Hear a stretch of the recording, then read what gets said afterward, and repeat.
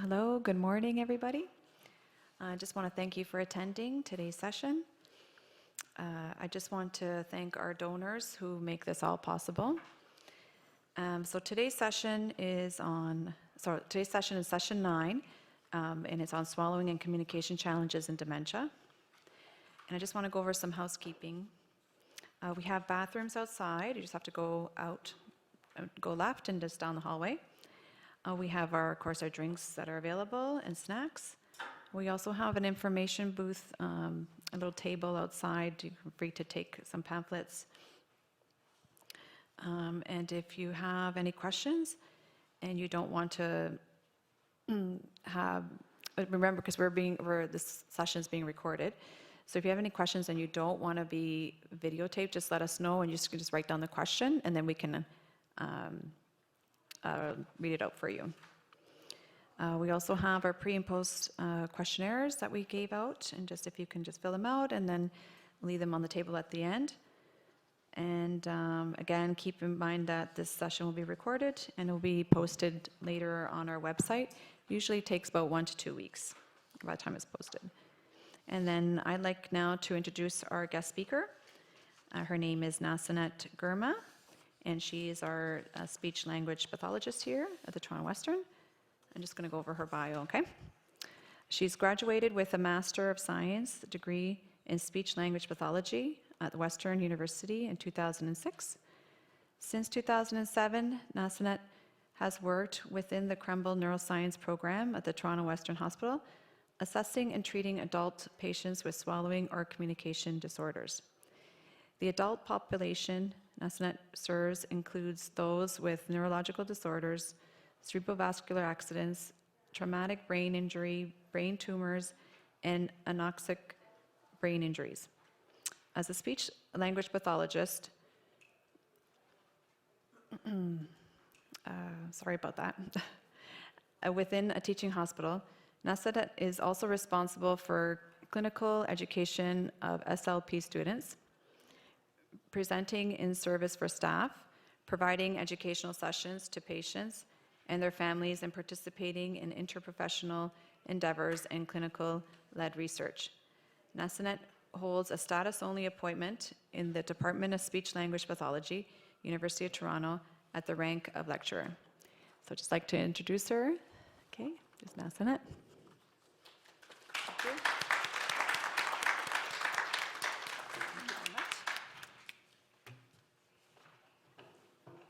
Thanks so much for coming today. Today I'm going to be speaking about communication and swallowing challenges in dementia. I wanted to let you know that I'm trying to sort of cater to both the patients and families as well as my colleagues who are here. So any questions you have, please feel free to ask at any point. So I'll start out by looking at dementia itself and defining what dementia is, as well as going through some of the dementia types, the cognitive skills that are typically impacted by dementia, and then the cognitive skills that are typically preserved until the later stages. We'll also go through some strategies for memory and other cognitive skills before going into how communication might be impacted by dementia. So important first is to look at what a communication disorder is, what changes in communication are typical with aging, and the impact that dementia might have in exacerbating some of the communication changes, and then how we can reduce the impact of dementia on our communication skills. Lastly, we're going to look at swallowing and all the stages of normal swallowing, changes in swallowing with typical aging, and then the impact that dementia may have on swallowing, and then how we can reduce the impact of dementia on swallowing as well. So just like everyone here is an individual with their own personality and history, we can imagine that having dementia does not mean that we're going to have all of the same symptoms. So we sort of have to respect the individual impact that dementia may have. But generally, this talk will be about some of the patterns that we've seen in the research about how dementia might be impacting swallowing and communication. So the definition of dementia that I thought was comprehensive was from the DSM-4 manual, and it describes dementia as this. It's an acquired disorder involving deterioration in more than one cognitive domain, more than the levels that we are normally used to seeing in that person. They have to be severe enough eventually to impair normal daily functioning, and memory impairment must be present in addition to deficits in other cognitive domains. Okay.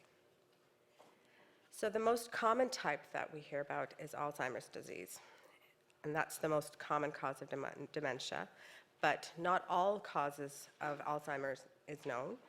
A small percentage has been related to a protein called the apolipoprotein E4 gene, and generally what happens in Alzheimer's is that patients have plaques and tangles, and the plaques are made out of protein called beta amyloid, and the tangles are made out of tau protein.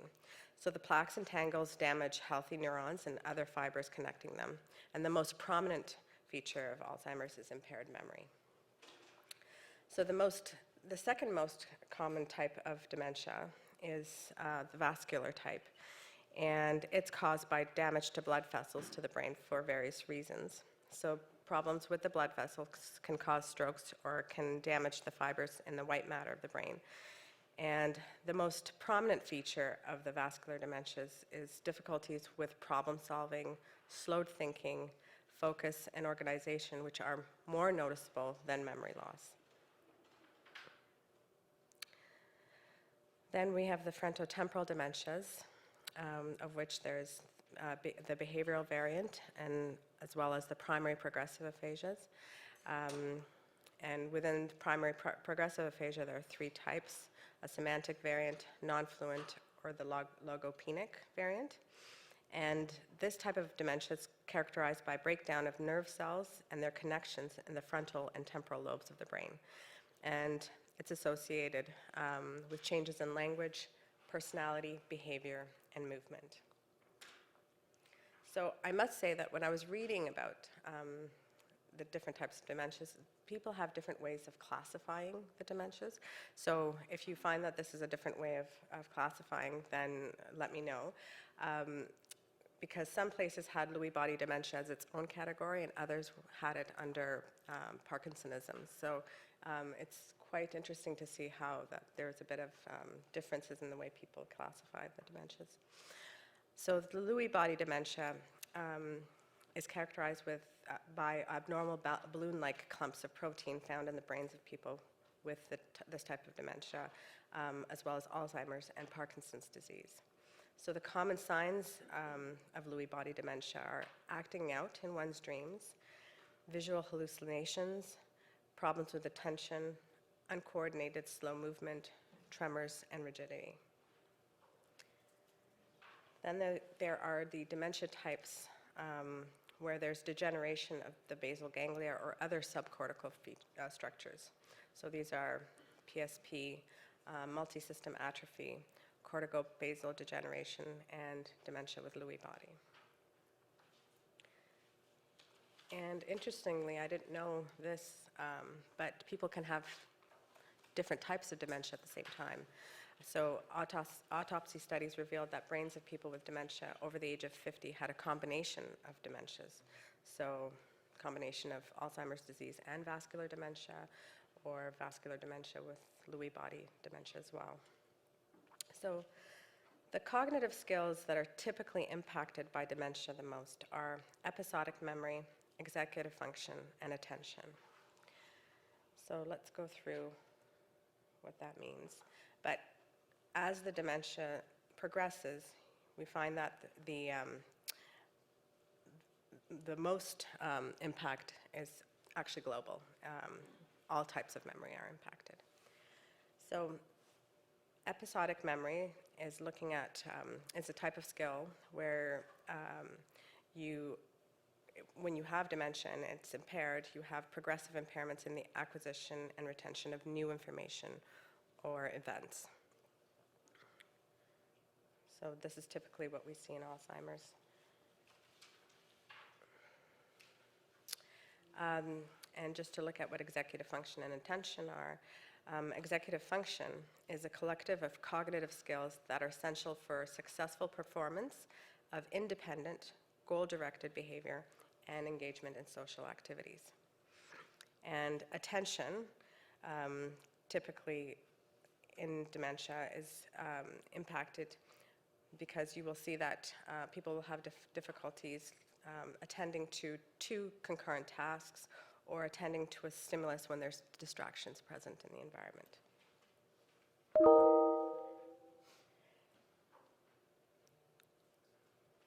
So as dementia progresses, the impairments in executive function and attention increase. Okay. There are some types of memory, though, that are relatively preserved in dementia until the later stages. And that is semantic memory and implicit memory. And it's important to know this because we will have to capitalize on these types of memories to make up for deficits in executive function and episodic memory. So semantic memory is general knowledge of people, objects, word meaning, and other concept-based knowledge. And this is, again, affected to a lesser extent and at a later stage of the disease. Implicit memory includes procedural learning, like skills and habits, and priming and classical conditioning, like hearing a bell and knowing it's lunchtime. In this type of memory, there's no need for active recollection of information, and learning is expressed through performance or behavior.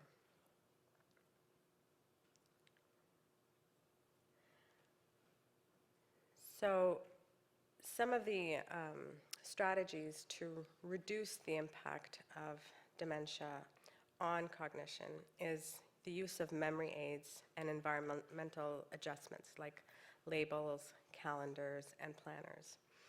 And capitalizing on procedural learning to make up for impairments in executive function. So training skills and routines that involve the performance of an action. And having a motor part makes the learning more memorable. So often having a manipulative or a concrete object to help with that, learning that skill. So for instance, learning an ADL like setting the table and preparing a meal with environmental support and practice. So if you do this in such a way, with a routine every time, repetitively, that can still be learned when you have dementia. So learning is more effective if it's spaced across learning sessions, and it's performed within a familiar context. So again, that consistency in daily activities and keeping the environment very consistent also helps in acquiring new information or procedural information. This way we rely less on episodic memory, and it's more of an automatic skill. So one of the examples I read about was putting frequently used items in a consistent and visible location with a label, and having that same routine every day. Skills like cooking that are complex and multi-step, one of the things that you would have to do in order to reduce the impact of memory issues is breaking down those tasks into individual steps, giving instructions one at a time, using short, simple sentences, and demonstrating as you go along. In order to optimize the learning environment, you would have to avoid multitasking situations, so not making two pots of something at the same time, reducing the environmental distractions like no iPads, TVs turned off, and ensuring that you're using that simple, short sentences as you're communicating with the person. So I read about an acronym called RECAPS that helps with these sort of strategies. So R in RECAPS stands for reminders, so spoken prompts as you're going through, with written words and pictures concrete objects as well. And then using the environment, so making sure that you have a permanent place for objects that are in a consistent spot and visible if they're high frequency or highly used items. Having a consistent routine, so keeping up familiar routines or making up routines if you know that this is a new diagnosis. Attention, avoiding distractions, and then trying to get the person to focus on what's the task at hand. And then practicing that skill or that routine on a regular basis. Ensuring that all the steps are simple, so not expecting the person to, let's say, gather all the items from the fridge, or if you are expecting that, to make sure that the items are sort of told to them one at a time, or gather all the ingredients for whatever it is that you're making, put it on the counter, and hand it to the person one at a time so that they can manipulate then. Okay, so that's my overview of the dementias. Any questions so far?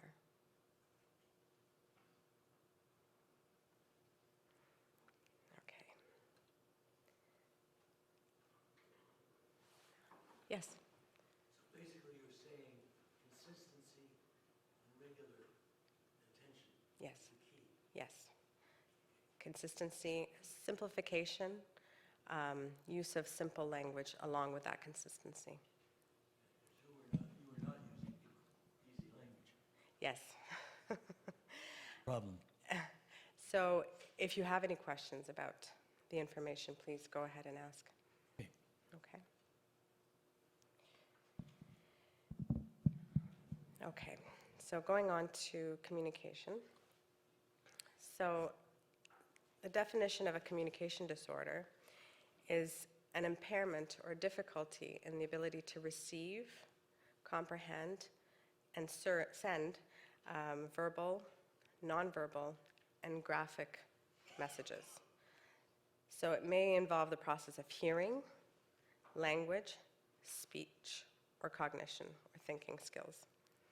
So it ranges in severity from mild to profound. It can be developmental or acquired, so something that you've had since you were born or something that you acquire from an injury or disease. And a person may demonstrate any one of the combination of the above in order to have a communication disorder.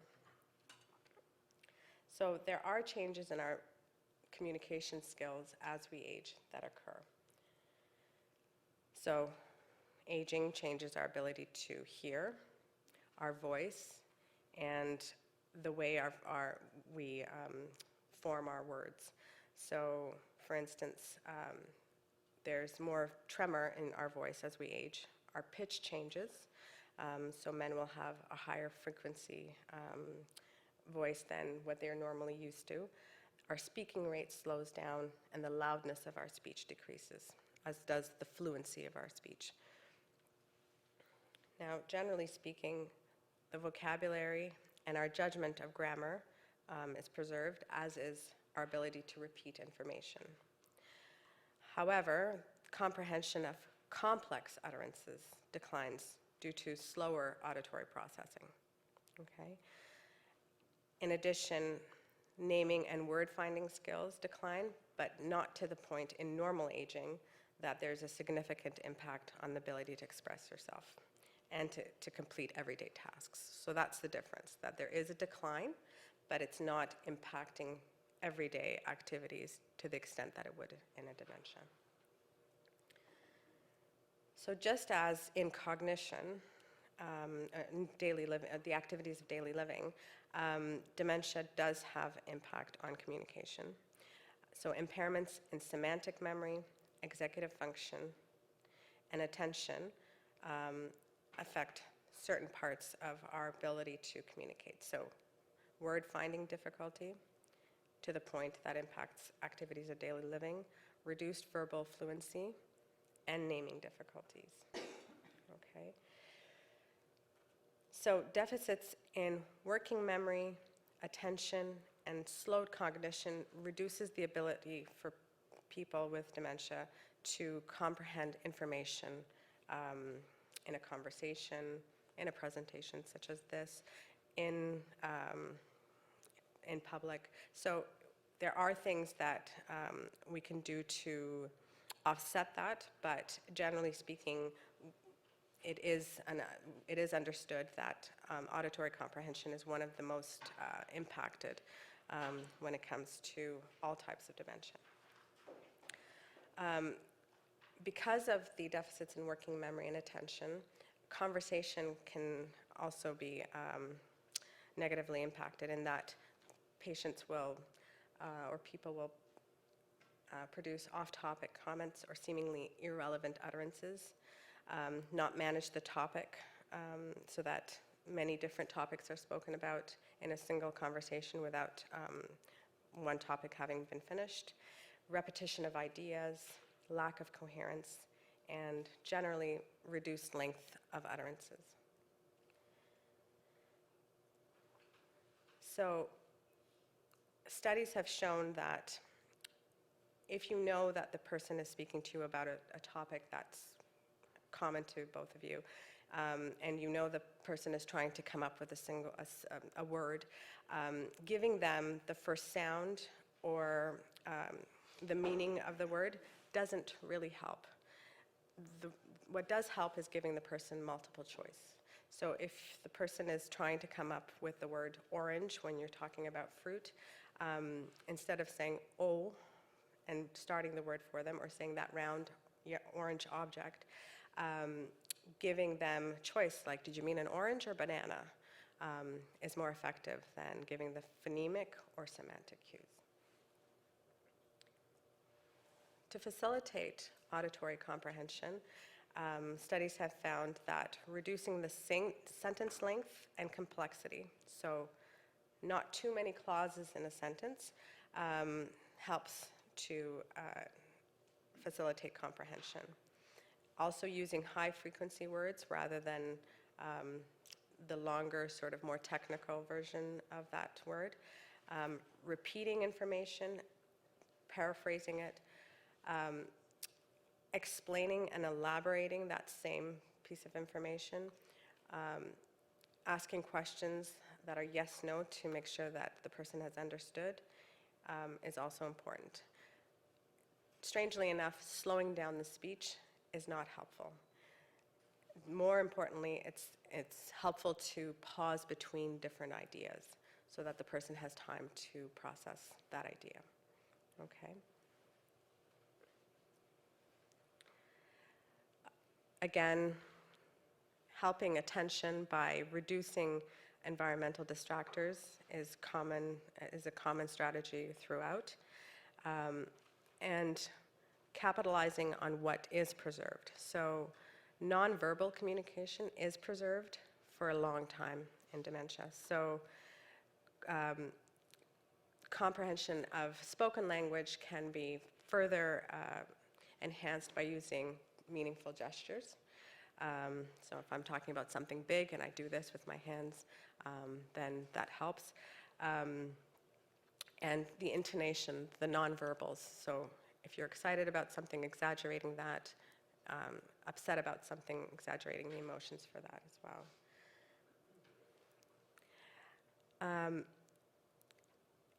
What has been really interesting in the readings is that how people are affected by the emotional expression of their communication partner. So that's another skill that's preserved until the very later stages of dementia. So people will be sensitive to emotional tone, so your vocal quality, your pitch, your loudness, and your communication style. Even when the person is presenting symptoms of a global aphasia, of not being able to understand or speak, they do respond to the tone of your voice. So if you use a critical emotional tone or harsh tone, it does predict negative behaviors in the person with dementia. Again, with a soft tone, it's been found that the responsiveness is much more positive and there's a reduction in disruptive behavior. Communicative intent, so the desire to communicate, is also preserved until the later stages of dementia. So it's important not to be dismissive. So if a person looks like they do want to communicate or are trying to communicate something and having difficulty, it's important to use the context or knowledge of that person's routine to try to understand what it is that's causing them discomfort, pain, or a want of some kind.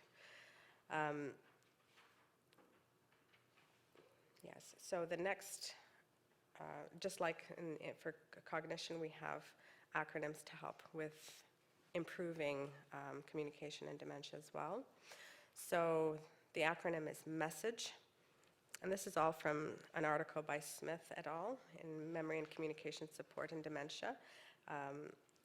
So in this article, they talk about maximizing attention, so using those gestures, having one-on-one, face-to-face conversations, avoiding distractions, and presenting information one at a time to maximize on attention. Making sure you're aware of how you're expressing the information, so your body language, your voice, making sure that you're communicating in a relaxed, calm way, and just attempting to maintain their interest. Keeping the information simple, so short, simple sentences, preferably about familiar topics, and offering clear choices as you communicate to check understanding or to find out the person's desires or wants. Support the conversation, give the person time. Generally speaking, people say don't speak for somebody else, but if you know, based on the context, what word it is that they're trying to come up with, help them find the word. Repeat or rephrase the information throughout, so summarizing if you've had a long conversation what the topic is, so that the person can sort of keep their attention on that particular topic rather than starting another one. And then assisting with visual aids. So if you know that you wanted to discuss a family trip that's coming up, you know, having pictures ready about that destination, using those objects or pictures associated with that place to help them understand what's going to be happening. And then observing that person as well, listening, watching, trying to figure out what it is that, the message that they're trying to relay. So attending not just to the verbal message, but to the nonverbal message as well. And then using encouraging language, and trying to keep the important family and friends of that person in contact as well. So people do respond to seeing more familiar people, grandchildren, children, that kind of thing. Yes? I noticed that you didn't mention at all technology. Yes, Technology plays a huge role right. in some of these things. Yes. For instance, if we were trying to learn something, that could be done. So we're talking about the use of technology as well. And Technology helping. in terms of the four things you mentioned off the top. Because technology would, I've been thinking as you were talking through it, what I would do with technology in each of the cases. And each of the cases are simple. They are. Very And good and point. technology can really cover off a lot of them. Right. And so if you use Google, for instance, to look for pictures on a tablet, that's an excellent adjunct to spoken language. That does help attract attention and is giving you something concrete to look at, for Well, sure. there's also, for instance, verbal things. Like, for instance, if you could do a whole series of verbal questions and then have the verbal answers available to you in a choice. That could be put on a disc or something, and you could use it as your part of your training. Okay. Okay. You know, that technology here is doing a lot of interesting things and could fill the gap. Absolutely. No, it's a very valid point. It is a worthwhile investment to have a cell phone or a tablet available. And if there's a website or a collection of pictures, a YouTube video that sort of can support whatever it is that you're speaking about, that's excellent as well. Mm. Any other questions? Heather?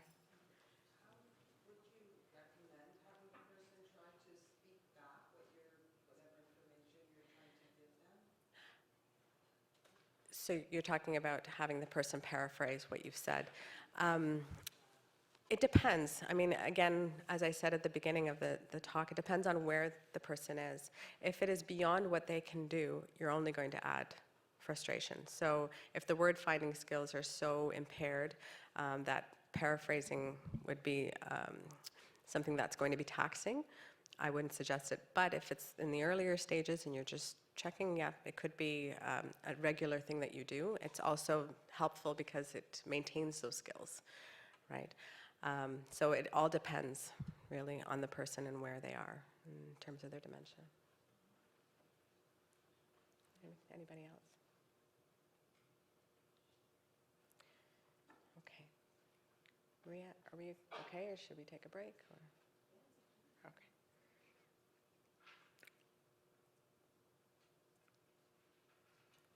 So let's go on to swallowing then. So swallowing is a coordinated sequence of muscle movements that transport food or liquid into the esophagus and then eventually into the stomach, at the same time while protecting the airway. So there are 3 stages of swallowing: the oral stage, the pharyngeal stage, and the esophageal stage. So I'm using technical terms, but really it just means your mouth, your throat, and then the tube that leads to your stomach. It's important to know these stages because there are certain things that we can do to help people understand why that patient may be, or that person may be having difficulties. So in the oral stage, we use our lips to take food from a spoon or fingers, and we lubricate the food with saliva, and we chew the food, and we send it down to our throats. Now, in order to send the food back to the back of the mouth, we have to use our tongue, and our tongue moves like a wave to push food to the back of the throat. And as soon as that food passes, or that liquid passes a certain area in the back of the throat called the facial pillars, a reflex starts, an automatic reflex starts, and the throat portion of the swallow starts, the pharyngeal portion. So the part that's in the mouth, you can control yourself. The part that happens in the throat, it's controlled by a different mechanism that's more reflexive. Okay? So it's important to know that the oral part, we can control ourselves. Now, in the throat, several things happen to protect food from getting into your nose and to getting into your lungs.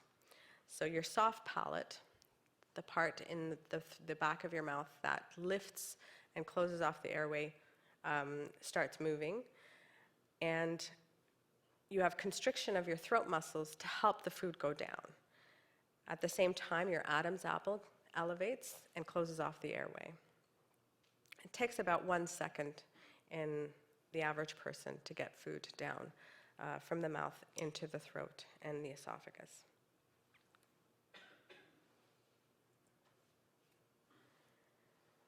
So the esophageal phase, the phase that it involves the tube leading to your stomach,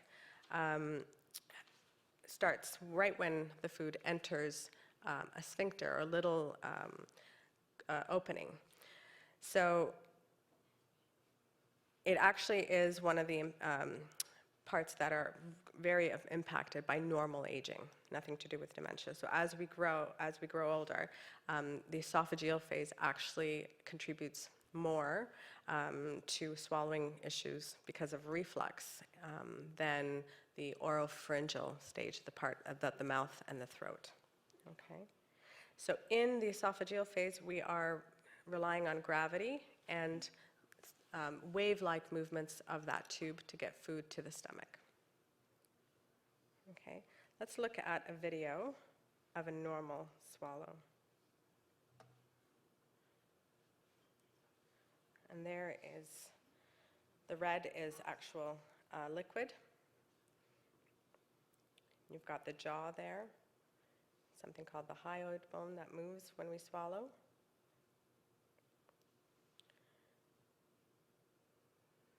That's the tongue, and that's the sphincter that opens.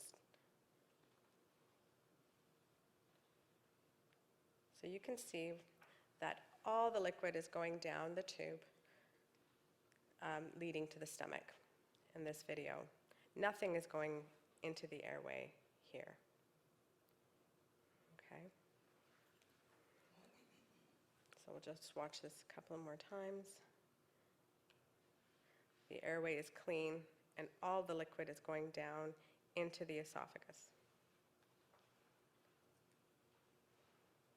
Now, let's look at a swallow that's impaired, where the liquid actually goes down this way into the airway rather than into the esophagus. Okay.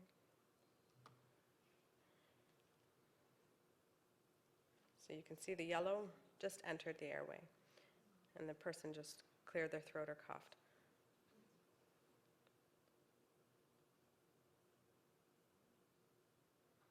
These images are courtesy of Gordon Nicholson.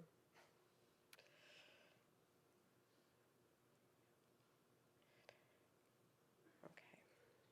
Any questions so far? Yes.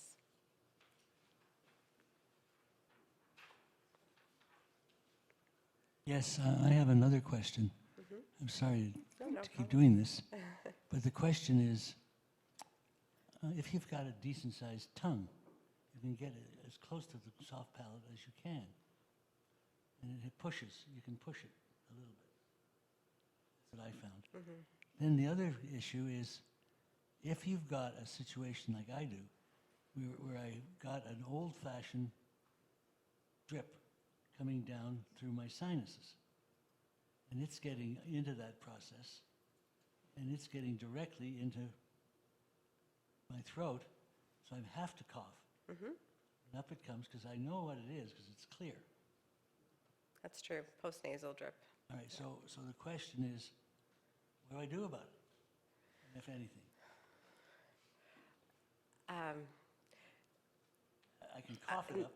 Yes, well, I think the postnasal drip is sort of out of the realm of this presentation, but we can speak offline about Okay. some people that you may be able to talk to. But it's interesting that that happens. Right, it does happen. It is a real issue, you're right. It's not coming from the brain, per se. No, no. It's coming from the sinus. It's connected to your nose and your eyes and stuff. Right, So it's something else is coming down. right. Whatever that some else is, it's important. And it does irritate the throat, and it does cause you to cough, for sure. Right. Yeah. Question, I don't know if you'll be talking to us about it. When the fluid goes into the airway and you want to, you're starting to notice this, is there anything that you can do to prevent or to help? Yes, there are some strategies, and I will be touching upon that. The idea is that, normally when it does go down the wrong way, our reflex is to cough and cough and cough until we try to get it out. The problem is when we don't cough and we don't even realize it's going down the wrong way, and that's called silent aspiration. Okay? Silent aspiration. Aspiration is when food or liquid goes into the airway, but some people have silent aspiration and they don't even realize it's going down the wrong way. That's silent aspiration, yes. No, like silent as opposed to noisy. Okay. So there are changes in swallowing that occur due to typical aging. And age-related changes to swallowing are related to dentition that's missing or decayed, xerostomia or lack of saliva in the mouth, loss of alveolar bone, and we know as we age that there's muscle atrophy as well, resulting in weakness in the oral motor movements of our swallow. So our tongue may get weaker and the muscles of the throat. There may also be a decrease in the sensitivity of our tissues, so that we're not aware when food or liquid has entered the area that would trigger a swallow, so that the swallowing is delayed. There's also changes in our breathing pattern that may result in a facilitation of that aspiration occurring, okay? And then the tone of our throat, the Adam's apple, and the sphincter that protects food from coming back up into our mouths, causing reflux, also changes with aging. So in typical aging process, we expect that it will take more time to chew food and to prepare it to be swallowed. So there's more or decreased efficiency of the swallow as we age, so that there's more movements of the tongue and the jaw in order to break down food. There's that diminished sensitivity, and there's a higher incidence of penetration. So in that video, you saw that the liquid went down the wrong way and actually went down quite deep. That doesn't happen more often in normal aging, but that liquids or foods entering just a little bit into the airway and sort of remaining at a shallow level, that happens more often in aging. There's also been found to have, men have been found to have more or less reserve in neuromuscular movements. So there's reduced flexibility of the muscles and the sphincters that open in older men. And there's more deterioration and slower transit in the esophageal phase, so the phase where the food is going down into the stomach. So that's slower, so food will remain there for a longer time, which means that you'll have to sit up for a little longer before lying down so the food doesn't come back up. In addition, as we age, we take more medication, so there are swallowing changes that may result due to the medication that's taken as we age. So we have antidepressants that actually can be taken at any time that drive the mucosa and cause drowsiness. People who are on any antipsychotic medications may have something called tardive dyskinesias, or movements that are involuntary that may interfere with swallowing. Sedatives can cause drowsiness and impact your response time to swallowing. And antihistamines that may be taken to alleviate things like postnasal drip may cause drying of the mucosa. Diuretics cause dehydration and cause a dry mouth as well. Mucosal anesthetics, such as lidocaine, that's given to you when you go to an ENT, for instance, can suppress the gag and the swallow reflux. And anticholinergics also dry the mouth and reduce the appetite. So those are some of the most common medications that can impact swallowing in normal aging, and in anyone that takes the medications itself. So looking at how dementia might impact swallowing, in a study by Horner et al., there was significant correlation between your ability to coordinate your mouth movements, called oral praxis, and the severity of the dementia. So as the dementia progresses, your ability to organize the movements of your mouth and tongue can be so impaired that it can result in aspiration. And this occurs more often as the dementia gets more severe. So the greater the severity of the praxis, or that motor movement issue, is correlated with the severity of the dementia. So patients with Alzheimer's disease aspirated more, with severe Alzheimer's disease, aspirated at a much higher rate than patients with a moderate Alzheimer's disease. So 44% in comparison to 12% in that study.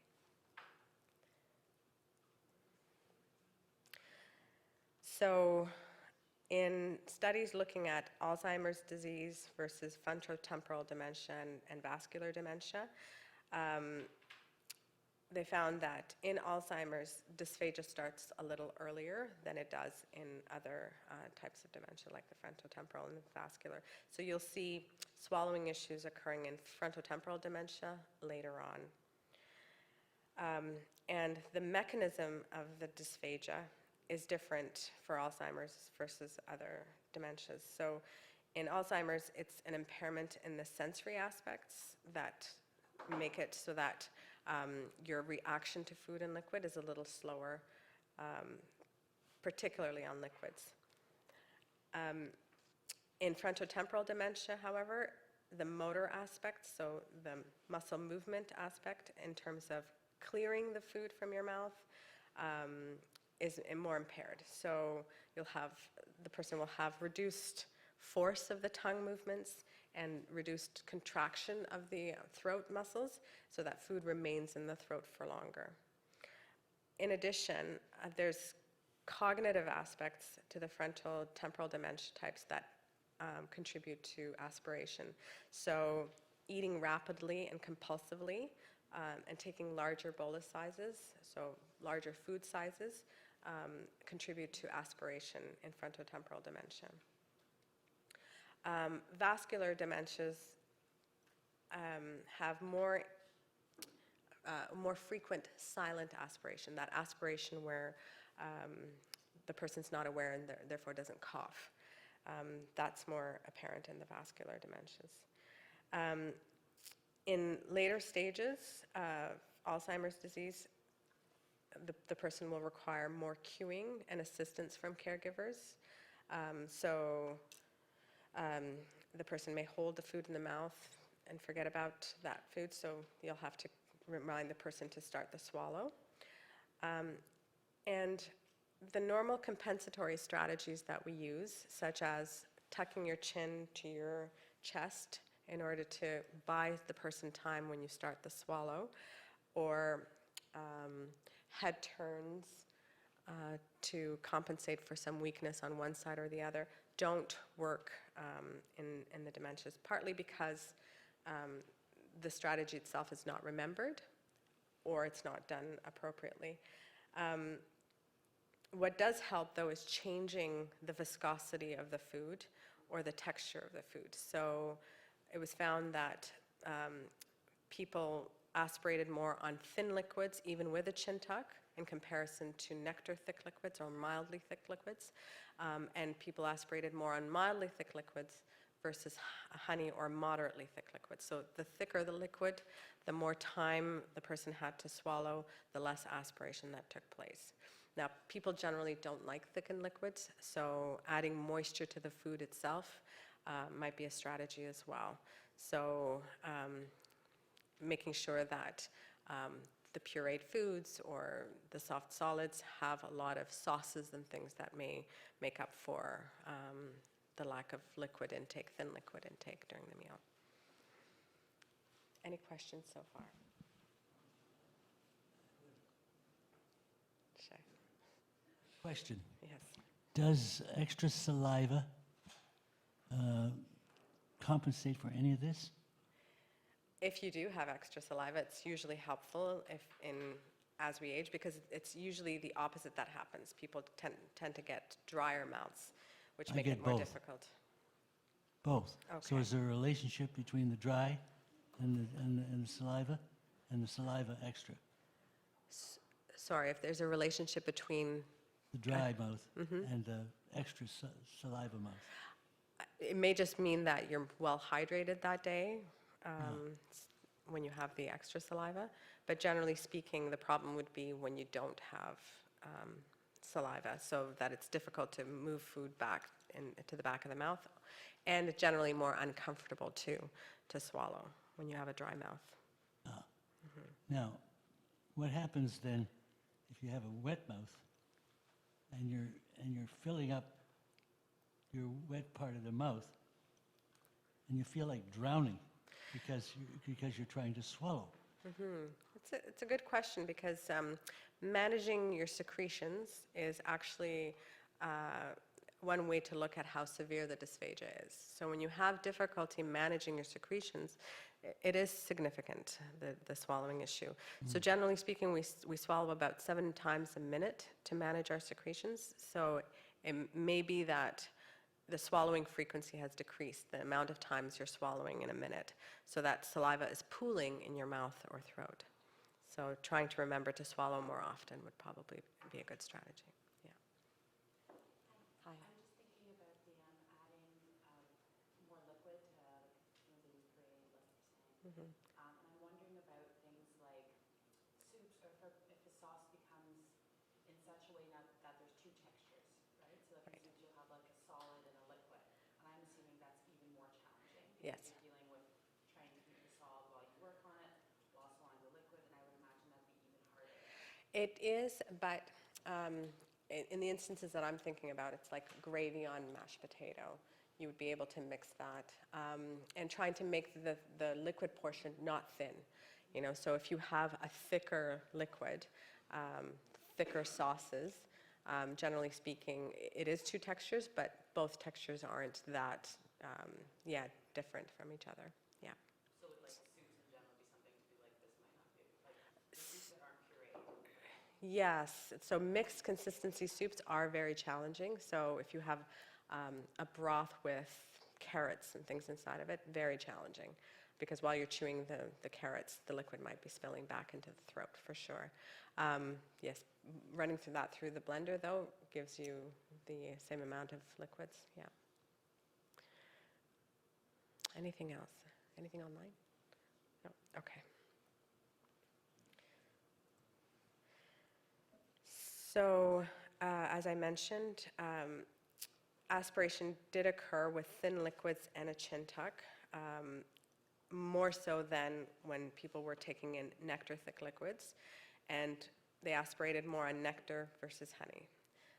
Okay, so the thicker, the better, but that's not good from a hydration perspective because it does cause people to get dehydrated, which causes urinary tract infections, which can then exacerbate any confusion that may be, that the patient may be demonstrating. So postural modifications, like I said, the chin tuck, these other sort of much more complicated swallow maneuvers like holding your breath and swallowing hard, those are unrealistic due to memory issues in patients with dementia. They're challenging even when you don't have a memory issue. So generally speaking, people will not rely on that. It would be foolish for somebody like me as a speech pathologist to go into a room and expect that to be done in order to facilitate a safer swallow. Okay.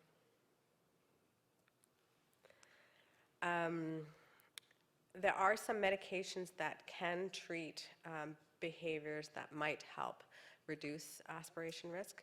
So the use of SSRIs in frontotemporal dementia may help with behaviors like compulsive eating that can reduce the risk of aspiration.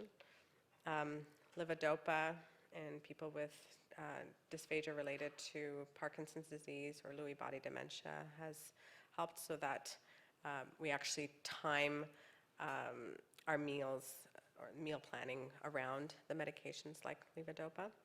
And then dopamine agonists have a role in reducing the risk of dysphagia in Alzheimer's disease and vascular dementia as well. But the article didn't go into how that happens. There are behavioral changes that occur with dementia, and again, those cognitive skills that are changing might impact the person's ability to sit and eat a meal. So there are certain things that we can do about the environment to help encourage intake. So reducing the visual stimuli, so the clutter on the tables, the movement and distractions that are occurring in the environment.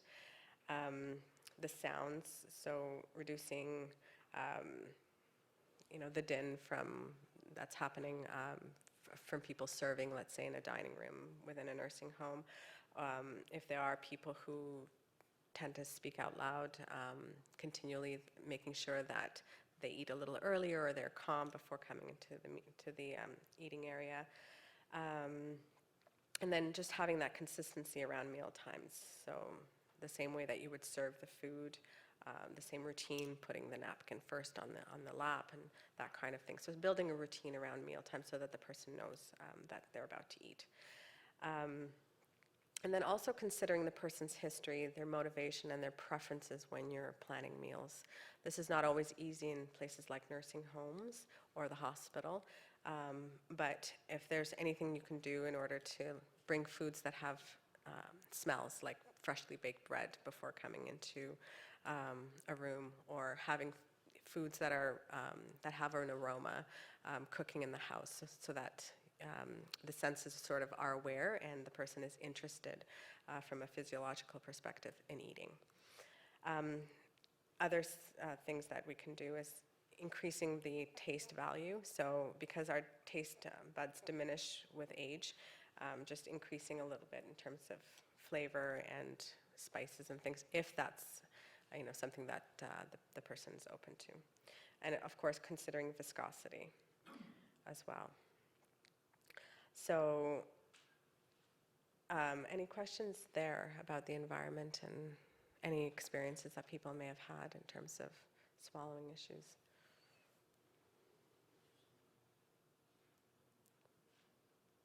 Okay. So let's take a break. And the rest of the presentation is just going to be sort of question and answers and interactions. Sure.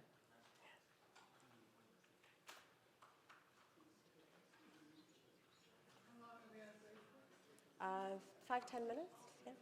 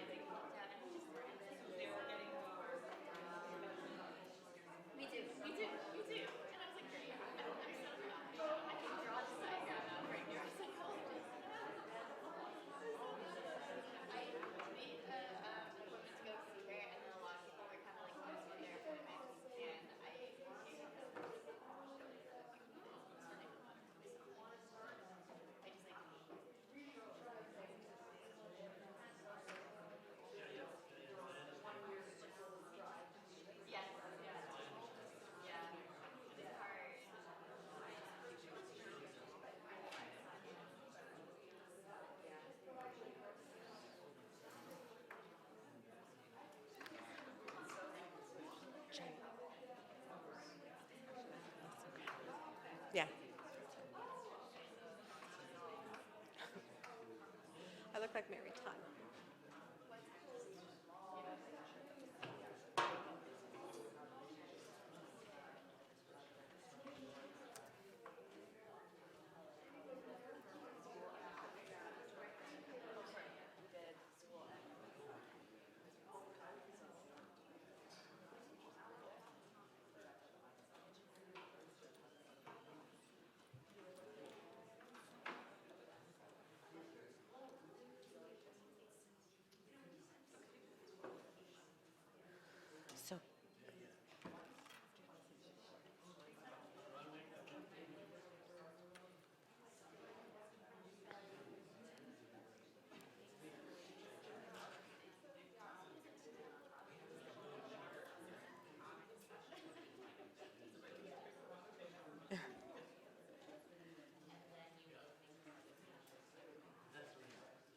So Maria, tell me when. Sure, I do. Okay. So the rest of the time, I just wanted to share stories, ask questions, and make it more interactive.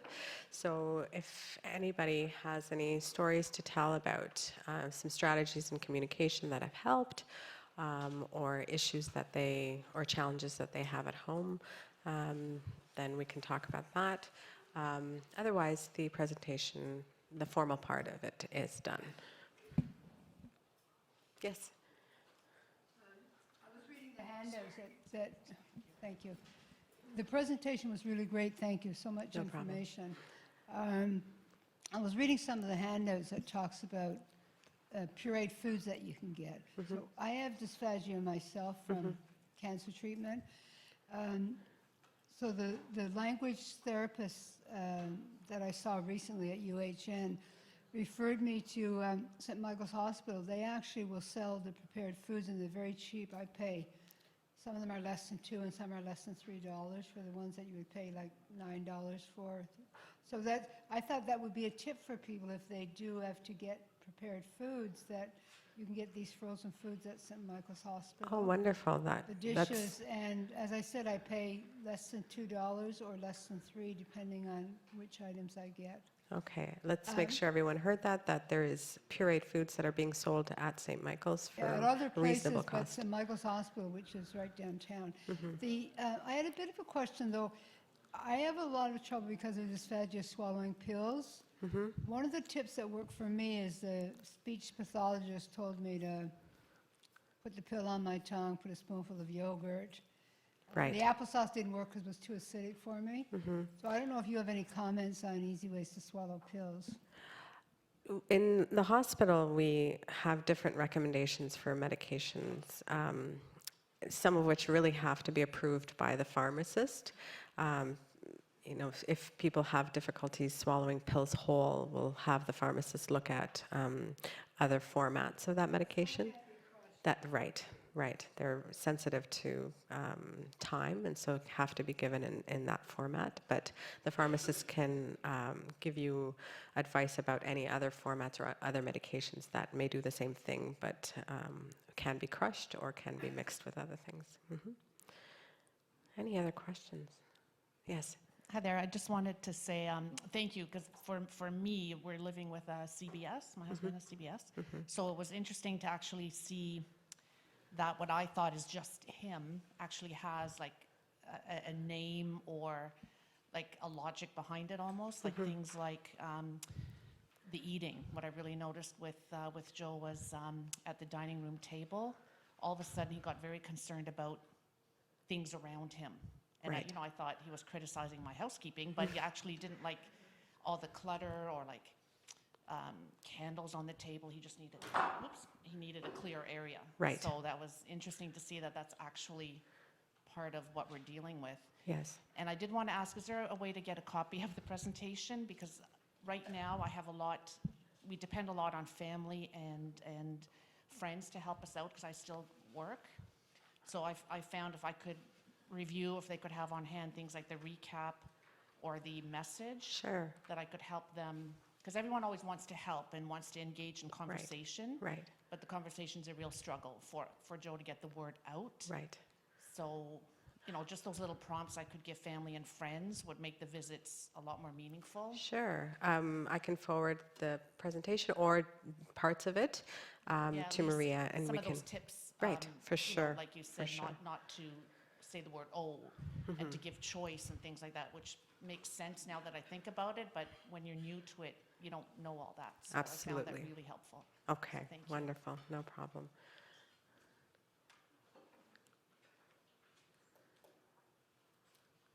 So I just also wanted to let you know that the presentation will be posted online, so anyone can go and take a look. So I'm happy to give you where it will be posted if you wanted to write it down. So the website is uhn.ca. uhn.ca.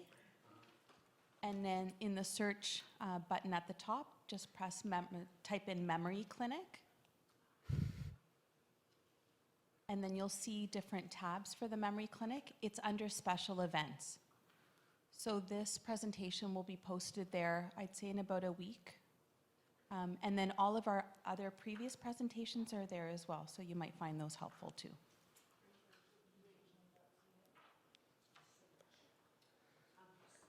I have a question. You mentioned about medication and the way to maximize efforts in swallowing and speaking around the meds. Could you speak to levodopa? Sure. Generally speaking, I will speak to the pharmacist about changing the timing of medications, especially if I know that it facilitates swallowing. So for patients with Parkinson's, I will ask that medications like levodopa be given about half an hour, 40 minutes before the meal, so that by the time the meal comes, the patient is in an optimal state to swallow.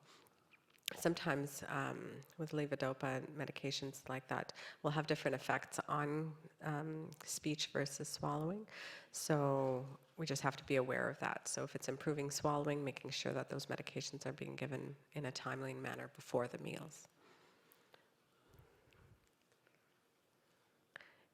Any experiences with communication difficulties with family members or friends that have dementia? One of the things that I encourage is, it really spoke to me when they talked about, the article talks about the tone of the voice. So if you have family members who are going through a difficult time because of the dementia, supporting the caregivers so that they have some time to themselves so that they are in an optimal state to talk and communicate with the person with dementia is also important. So supporting the caregivers, because oftentimes people do get tired and without knowing it can be short and abrupt, and that can lead to behavioral issues in the person with dementia. So that's something that's not often spoken about, supporting caregivers so that they can be creating an optimal state in the home.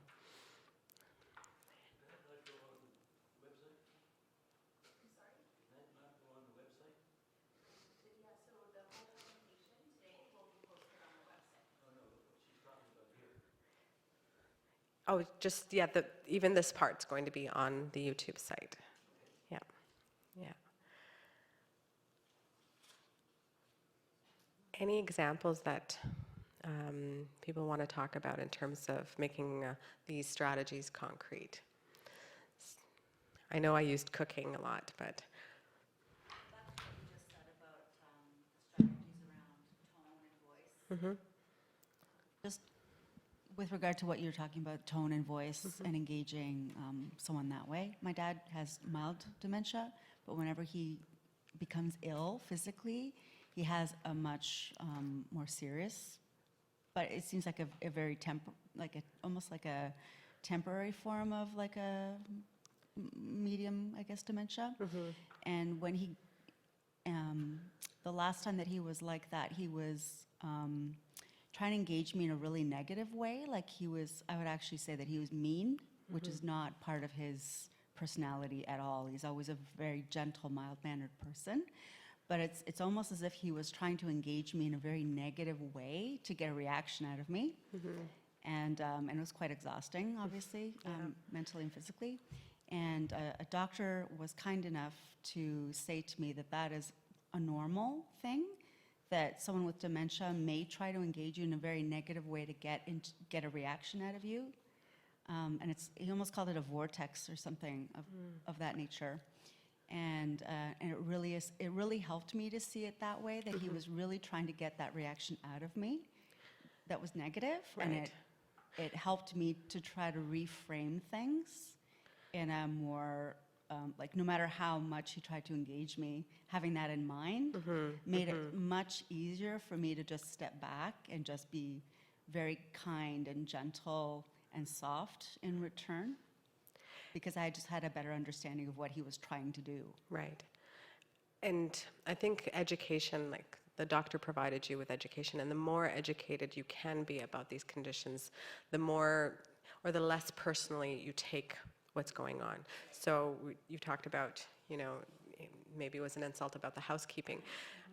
We do tend to personalize things that are happening, and so the more education we get, the more sort of perspective we can get on the situation, for sure. Say to that example as well, what I've learned with Joe is just elaborate on, for him, I think it's the frustration in not being able to communicate. Right. But then, and I'm the only one around that he can maybe engage at the moment, so I think the frustration, like his anger is the frustration coming out, like he has no other way to express it, Right. right? So I think, to the caregiver over there with her dad, that could be part of it too, that he's just frustrated. Right. And just can't get it out. And anything out of routine, so if your dad was in a hospital, that can also throw things off, right? And then So- just the other thing I've learned as well is not to correct. Like, for example, like when you mentioned with the CBS, there's a lot of hallucinations. So he'll start on this tangent of like he's commanding a military. So before I used to like try to draw him back and correct him. Now I just kind of play along a little bit and then he'll settle. Because if I try to correct, he'll get even angrier because I'm not seeing what he's seeing. Right. So I've had to learn to just kind of roll with it. So very different conversations than we did 10 Right, years ago. right, right. But, yeah. Yes. Yes, all of it will be, all of it, all of it. Mm-hmm. Right. If I could just, sorry. Go ahead, yes. You mentioned about the size of food and the compulsive eating. I just, now that you highlighted that, I just noticed in the last couple of weeks food. Is there anything that can prepare to be proactive? And when do I start looking for signs? Because I already know 2 people that are compulsive eaters with the frontal lobal dementia. Is there stuff that I should be looking for to help me to help my husband? Generally speaking, and I'm dealing with dementia too on a personal level, what I try to do is sort of create little pockets of food that are on the plate. So I'll limit how much is presented on the plate, so that even if there's a compulsion to eat everything there, what's available is sort of reduced, and then I put out more. Do you see what I mean? And so then there's not so much available to stuff in the mouth. There's an optimal size to the food when you're putting it in your mouth. So as we age, having a bigger bolus size, having a bigger food size actually lets the brain know that there is food in the mouth. So there could be that as well. But there's a point where it gets dangerous. If there's half a sandwich in the mouth, that's going to be dangerous. That can result in obstruction. So morsels, being given out. And that you can start sort of early on so that it becomes part of the routine. Okay, I'm putting out 3. Oh, you finished the 3. There's another 3, and then that way. But it's tricky because you don't want to seem condescending as well, right? So making it look like hors d'oeuvres in a way, that's something else to do, is presenting food on little pita sizes or little things where the size itself is controlled. Is compulsive eating something that comes later on in the dementia, frontal lobe dementia, or is it something that doesn't happen to everybody. I mean, again, there's that caveat, right, that everybody's different, and the dementia on top of that will present itself slightly differently in everybody. I can only say that you just have to watch for it if it's frontotemporal, that if you see that it's happening more often and it's getting worse, then, speaking to your doctor about any medications that might help with that. Otherwise, controlling the environment is really what you could do. In that case, sometimes distractors are good, so if you can use a distraction to stop the compulsion. I haven't seen it started, but Yes. I've learned through other people that have it that it comes and it comes very on strong. Yes. So I would just see if there's any preventive measures. Yes. So if you start this routine now, before the compulsions start, then it won't be insulting or condescending when it does occur later. Thank you. Go ahead. Standard number of meals you should have in a day? No, I mean, generally people have 3, but people I graze tell you throughout the why. day as well. Yes. Because sometimes when I'm getting a packet of stuff from the druggist, it talks about 4 meals, or 3 or 4 times a day I should be taking these pills. But I'm actually having an early breakfast about 3 o'clock in the morning. That's 5. Now, should I be doing it or shouldn't I? I don't know if there's any shoulds here. I think it just depends on your schedule, and I really couldn't speak to what might be right for you. If it works with your schedule, I don't see why not.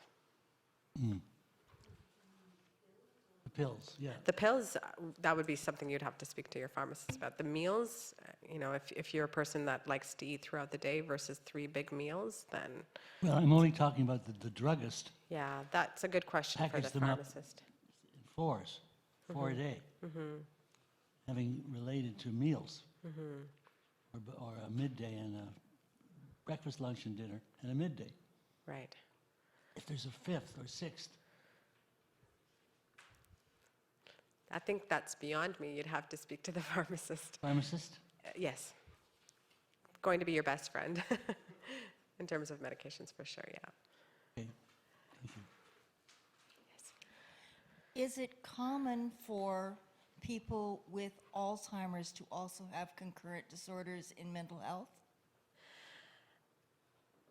Speaking from a personal experience, yes, one of the presenting illnesses for my family member was a depression. So lots of the articles that I did read talked about having a geriatrician involved and looking at the emotional aspects so that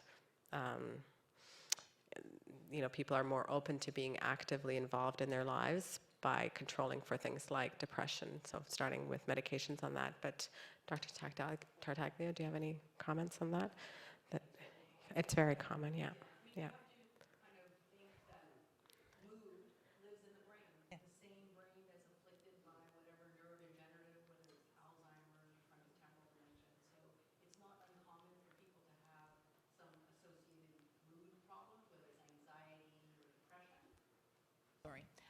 Yeah, so it's quite common to have any neuropsychiatric issue in relation to having a neurodegenerative disease.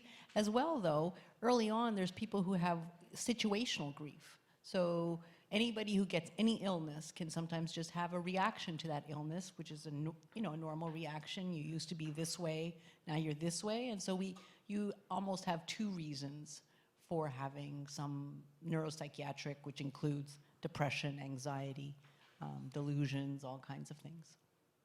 I ask because my mother died of Alzheimer's, but she also was an undiagnosed bipolar. Yeah. And that's very common, especially, it's getting a little bit better today, but mental illness was one of those areas that was really, very highly stigmatized and oftentimes went undiagnosed or misdiagnosed.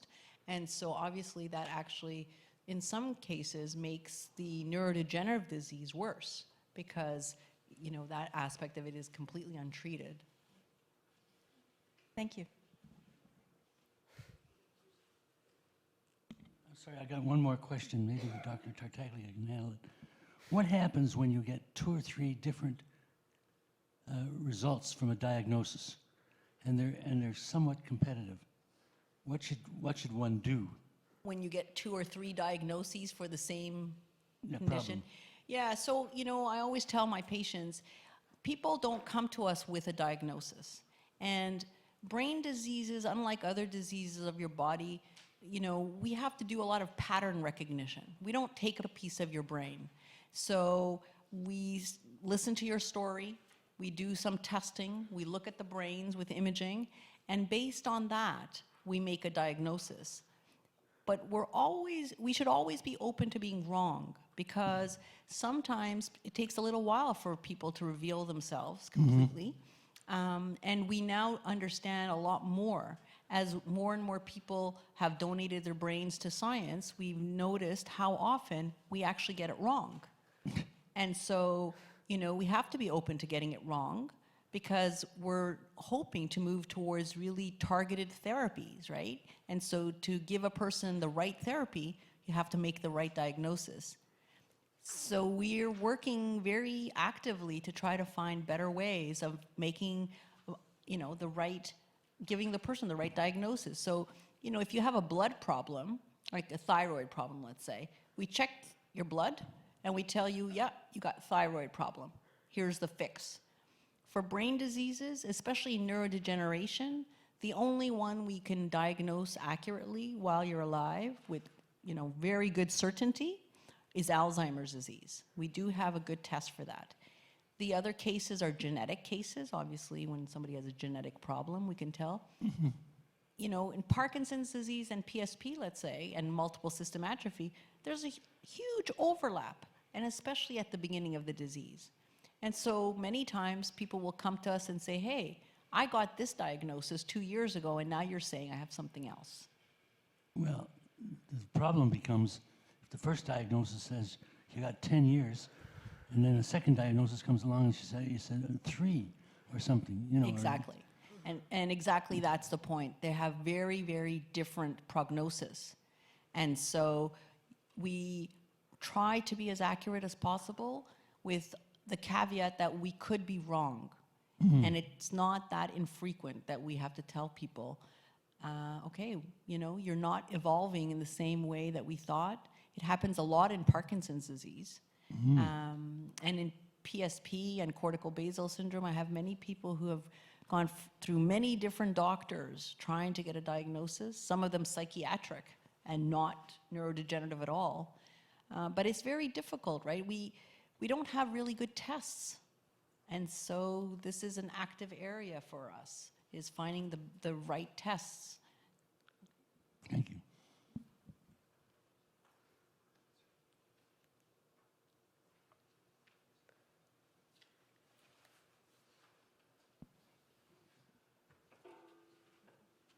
I just wanted to say thank you so much. This concludes our session. So thank you so much for coming. It was a great informative session, so thank you to our speaker.